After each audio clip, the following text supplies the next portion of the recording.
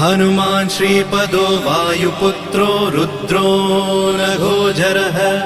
अमृत्यवीरवीरश्च ग्रामवासो जनाश्रयः धनदो निर्गुणः शूरो वीरो निधिपतिर्मुनिः पिङ्गाक्षो वरदो वाग्मी सीताशोकविनाशकः शिवः शर्वत्परो व्यक्तो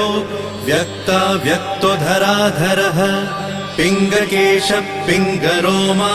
श्रुतिगम्यः सनातनः अनादिर्भगवान् देवो विश्वहेतुर्जनाश्रयः आरोग्यकर्ता विश्वेशो विश्वनाथो हरीश्वरः भर्गो रामो रामभक्तः कल्याणप्रकृतिस्थिरः विश्वम्भरो विश्वमूर्तिर्